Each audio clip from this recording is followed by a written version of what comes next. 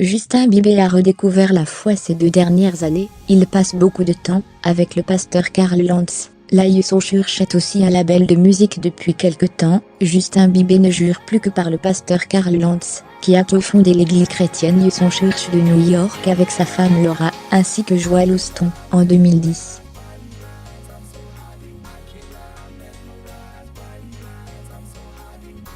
Une église que CBC Né décrivait en 2014 comme une approche rafraîchissante de la foi, mélangeant prêche et gospel.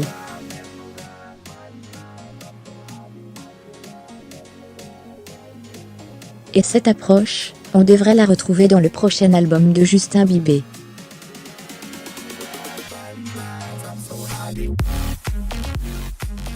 Chemin spirituel. Justin cherche des chansons qui montrent où il en est dans son chemin spirituel.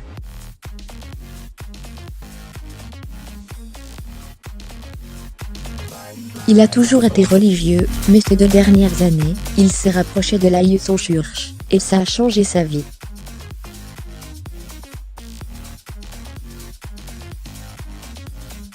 Il a un point de vue différent surtout maintenant, a déclaré une source proche du chanteur au journal The 5 Relay Music Net.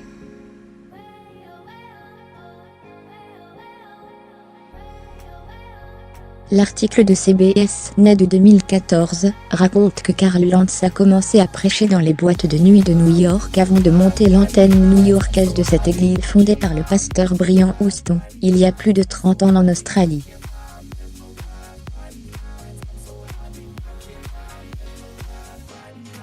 Karl Lantz a baptisé lui-même Justin Bieber, et de nombreuses célébrités se pressent à ses sermons, comme Nick Jonas, Selena Gomez ou encore Kendall Jenner.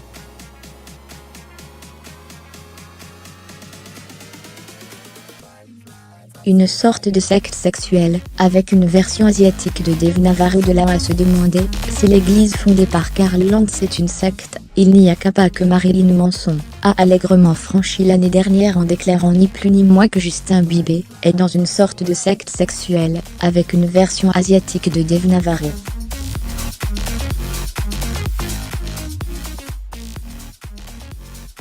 Rien ne confirme les dires du révérend, mais toujours est-il que l'église est également un label de musique. 16 millions de disques vendus pour 100 millions de dollars de gains par an, assurait CBS en 2014, et que réussir à attirer dans ses filets un adepte, comme Justin Bieber, dont les ventes d'albums se comptent en millions à chaque sortie, serait un beau coup de maître pour leur cause.